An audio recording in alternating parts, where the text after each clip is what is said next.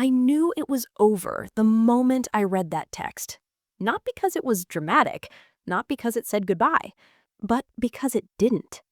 Going to meet my friend. That's all she wrote. We were at the same party. We drove there together. We had been together for 4.5 years. And she left without even looking at me.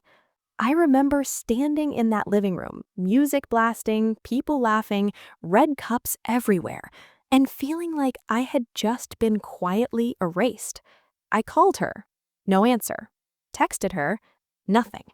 She didn't come home that night, and I didn't sleep. Not because I knew she was cheating, but because I knew something worse. She didn't care enough to pretend anymore. The next morning, she walked through the door like nothing happened. No guilt, no panic, just tired eyes. And before I could even get angry, she said, "I think we should break up." And the worst part? I agreed, because deep down, I had felt her slipping away for months. I just kept telling myself love was stronger than doubt. What I didn't know yet was that for the past 2 to 3 months, she had been looking at another man's profile every single day. And when I found that out, that's when the real heartbreak began. If you've ever built your entire future around someone, if you've ever ignored your gut because you believed in us more than you believed in yourself, this story is for you. On this channel, we tell the stories people are too afraid to say out loud, the humiliating ones, the quiet betrayals, the ones where no one cheated but trust still died. Breakups aren't just endings, they're identity shifts, they're ego deaths. They're the moment you realize the person you were fighting for was already halfway out the door. So if you've ever been replaced, if you've ever felt not enough, subscribe to the Breakup Stories. Because tonight's story isn't about revenge, it's about realizing your worth after someone else forgets it. I was 18 when I met her, and at 18, love feels permanent. It feels cinematic. It feels like something you build your entire identity around. She was 19, confident in a way I wasn't. She had already dated, already explored, already made mistakes. I was the awkward guy who overthought everything. She liked that about me. "You're different," she told me once. "You're safe." That word meant everything to me. Safe. She had family problems, real ones, the kind that leaves scars. There were nights she would sit on my bed and just cry. "I don't feel like I belong anywhere," she'd whisper, and I would hold her like I could shield her from the world. My family noticed her immediately. My mom would cook extra when she visited. My dad helped her figure out job applications. We weren't just dating, we were building something. She once told me I was the only guy who had ever made her feel comfortable in bed. I didn't have much experience. She had more.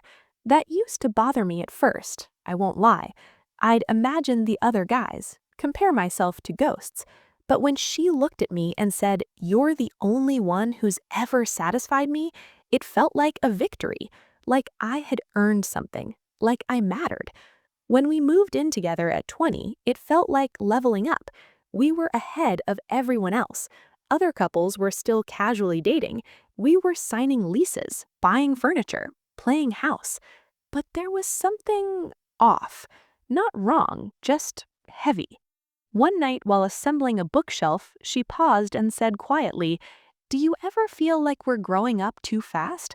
I laughed it off. We're just ahead of the curve. But I remember the way she stared at the wall after saying it, like she was convincing herself. Then my health started declining. Stress, hormones, I don't fully know. But my sex drive disappeared. And when you're 21 and intimacy drops to 0, it messes with your head. She tried to be supportive. "It's okay," she'd say. But I saw it, the subtle disappointment, the distance creeping in. Months went by. We started feeling more like roommates than lovers. We still laughed, still shared memes, still grocery shopped together. But something physical, something primal had gone quiet. About a year before we broke up, I finally said it out loud. I feel like we're becoming friends. The silence after that sentence was terrifying. She didn't argue, she just nodded slowly. I've felt that too. But instead of breaking up, we promised to fix it. Because that's what you do when you've invested years. You fight. You don't walk away. My health improved eventually. The intimacy came back, but barely. Once or twice a month, sometimes less. At 22, that's not normal, but we pretended it was fine. Our friends started breaking up around us. 5-year relationships, 6-year relationships, done. We would look at each other and smile. That won't be us. We believed that, or at least I did. She started mentioning space. Not breaking up, she'd say, just living separately again. Maybe we moved in too early. I hated that idea. It felt like regression, but I agreed to talk about it. We never actually made the move. We just floated in uncertainty. Then she started becoming distant. Subtle things at first, smiling at her phone more, turning the screen slightly away, laughing at messages she didn't show me. If I asked, "Who's that?" "Just a friend." That phrase, "just a friend." I wanted to trust her. I really did. But something in my chest tightened every time. Then came the party and that text, and suddenly everything I had been denying became impossible to ignoring. After the party, nothing felt real. She came home late the next morning, not sneaking, not apologizing, just walking in, like she had gone for coffee. I was sitting on the edge of our bed, fully dressed. I hadn't slept. She avoided my eyes at first. Then she sighed. "I think we need to talk." That sentence, the official beginning of the end. There was no screaming, no thrown objects, just two exhausted people sitting across from each other like strangers negotiating a lease termination. "I don't feel the same anymore," she said quietly. I didn't interrupt. "I care about you, but it's different." Different. That word felt colder than "I don't love you." And the worst part? I understood, because I had felt it too. The slow fading, the roommate energy, the forced intimacy. But understanding doesn't mean it doesn't hurt. "So that's it?" I asked. She looked down. "I think it's been over for a while." And somehow that sentence hurt more than if she had said she cheated, because that meant I had been trying to save something that was already dead. We agreed to break up, just like that. 4.5 years reduced to a calm conversation on a Tuesday morning. But here's the thing no one tells you. Even when you agree with the breakup, your ego still shatters. Because suddenly, you're not chosen anymore. And that thought started eating me alive. We were still living together temporarily. Lease logistics, furniture arrangements, timing. That was a mistake, because the silence became unbearable. She was texting constantly, smiling faintly at her screen, and even though we were broken up, it felt like the replacement process had already started. I tried to act mature, detached, but inside I was unraveling. 3 days after the breakup, curiosity won. She left to meet a friend, and I did something I'm not proud of. I opened her laptop.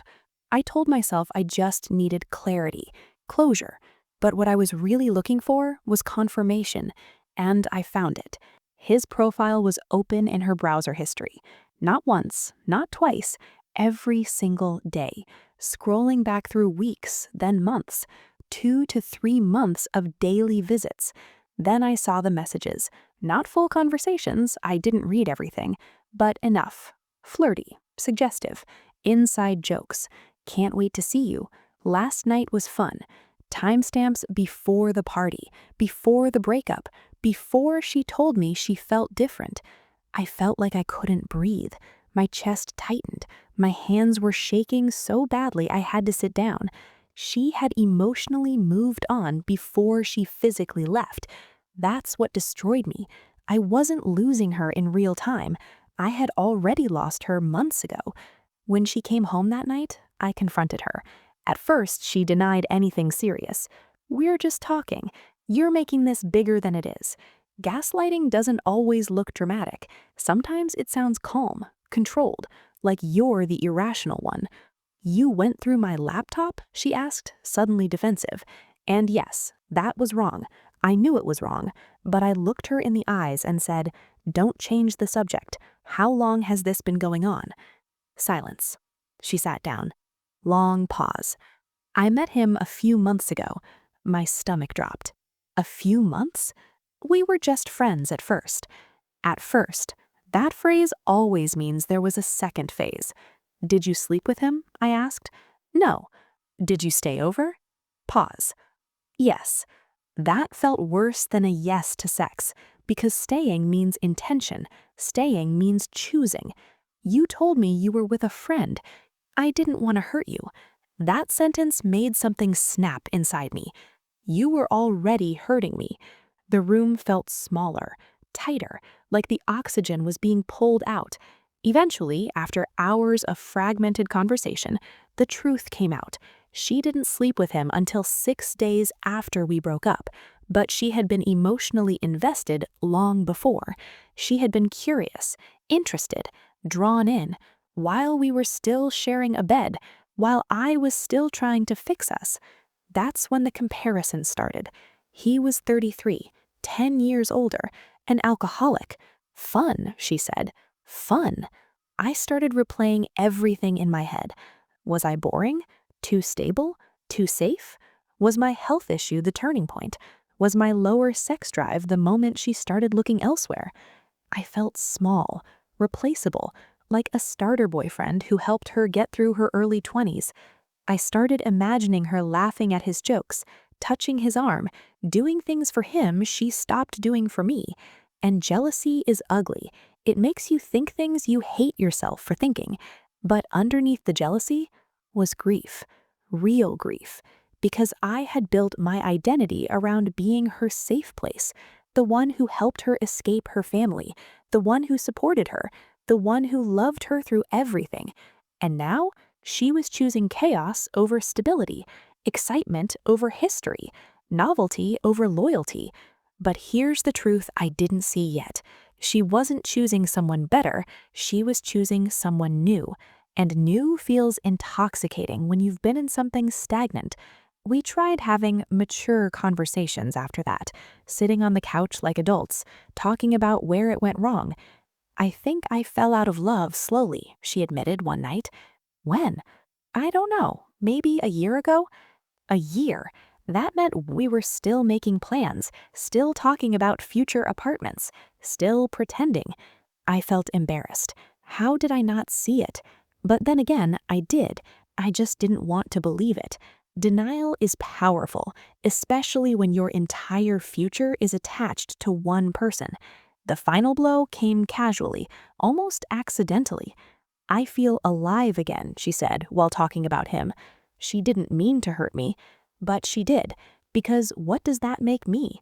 The thing that made her feel dead? That was the night I broke. Not externally, internally. I went to the bathroom, locked the door, sat on the floor, and cried like I hadn't cried since I was a kid. Not because she slept with him, not because she lied, but because I realized something terrifying. Love isn't always enough, and effort doesn't guarantee permanence. I cried myself to sleep for almost 10 days straight after that. Every night. Alone in the same apartment, hearing her move around, knowing she was texting him. But somewhere in that collapse, a small, quiet voice started whispering something different. It said, "If she can move on this fast, maybe she wasn't as sure about you as you were about her." And that hurt, but it also started waking me up. Because maybe the breakup wasn't a betrayal, maybe it was a delayed ending. And maybe, just maybe, I deserved someone who didn't need to feel alive again with someone else. But I wasn't strong yet. We're going there. This is the part where it stops being about her and starts becoming about me. The hardest part wasn't the breakup. It wasn't even finding the messages. It was the in-between, that strange, suffocating period where you're no longer together, but you're still living under the same roof. Two people who used to fall asleep tangled together, now brushing their teeth in silence, avoiding eye contact, moving around each other like polite roommates. I slept on the edge of the bed, not because she asked me to, but because it felt wrong to cross into her space. Every object in that apartment felt like a memory.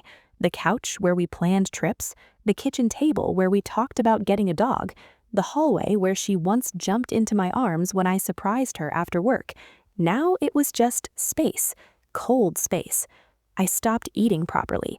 Food tasted like cardboard. I lost weight without trying. My friends noticed. "You good, man?" I'd shrug. Yeah, just going through it. Going through it, as if 4.5 years dissolving was just a minor inconvenience. At night, I'd hear her typing, her phone buzzing, little laughs, and my imagination would do the rest. I tried not to think about what she was saying to him, but my brain didn't care. It created scenes, conversations, images I didn't want. Jealousy is violent, not outwardly, inwardly. It claws at you, makes you feel inferior, replaceable, disposable, and I hated that feeling more than anything because I never cheated, never lied, never entertained other women when things were rough. I stayed loyal, even when intimacy was low, even when we felt like friends. I stayed. So why wasn't that enough? One night, about a week after the breakup, we sat on the couch for one of our final talks, the kind you pretend to give each other closure. "I didn't plan for this," she said. "I didn't wake up wanting someone else." I believed her. That's the complicated part. I don't think she's a villain. I think she drifted, and when something new came along, it made her feel something she hadn't felt in a while. Excitement, curiosity, validation. And when she said this next part, something inside me cracked open in a different way. I think we both outgrew what we were.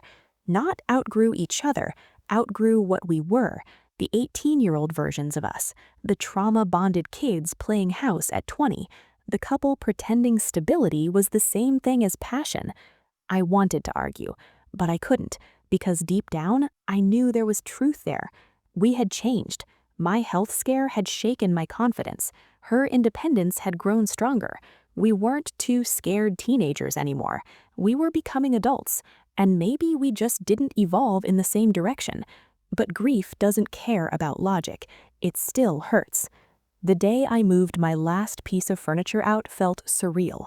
It wasn't dramatic, no screaming, no tears at the doorway, just quiet logistics. I carried the final box to my car. She stood in the doorway. "Take care of yourself," she said. I nodded. "You too." And then I drove away. 4.5 years ended with a nod. The first night alone was brutal. The silence felt aggressive. There was no breathing next to me, no familiar presence, no shared routine, just me and my thoughts.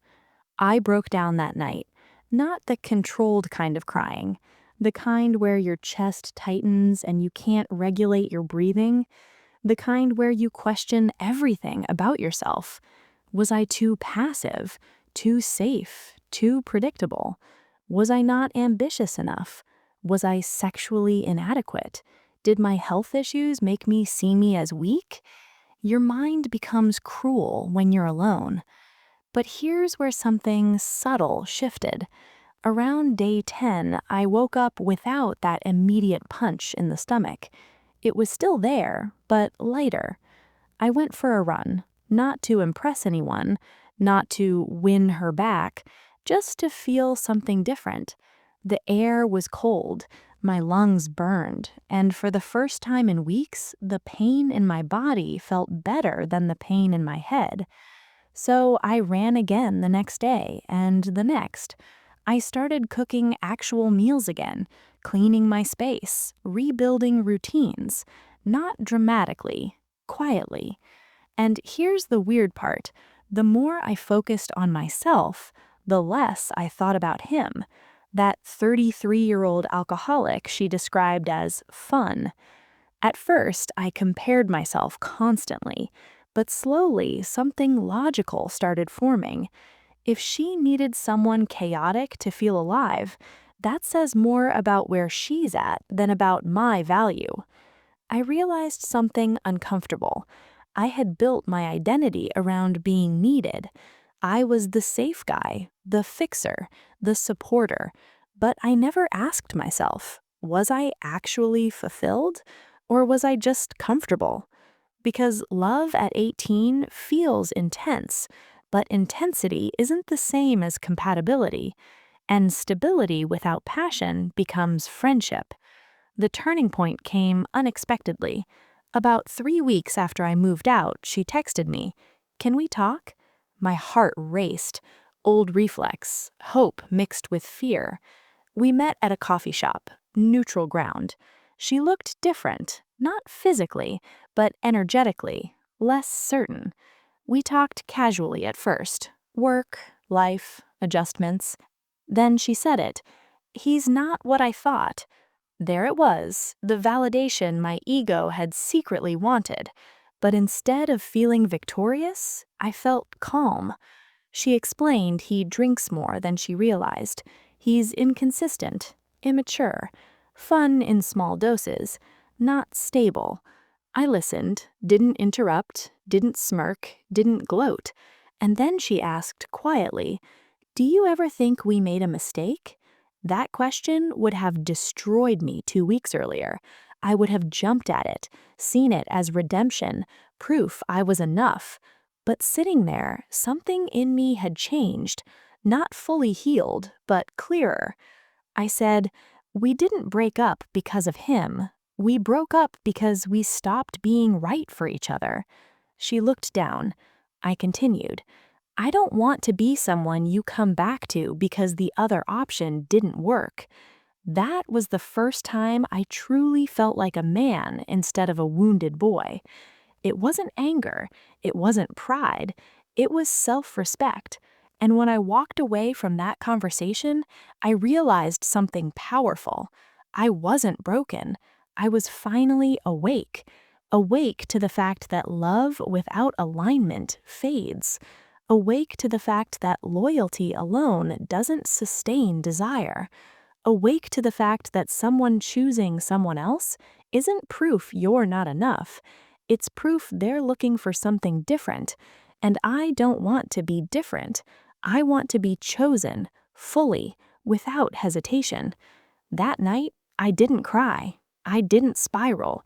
I slept, peacefully, for the first time in over a month. Let's finish this the right way. No revenge fantasy, no villain edit, just growth. Healing isn't loud. It's not a dramatic gym montage. It's not posting thirst traps. It's quiet. It's choosing not to check her social media. It's resisting the urge to ask mutual friends about her. It's deleting old photos even when your hand hesitates. The first month after I moved out was survival. The second month was stabilization.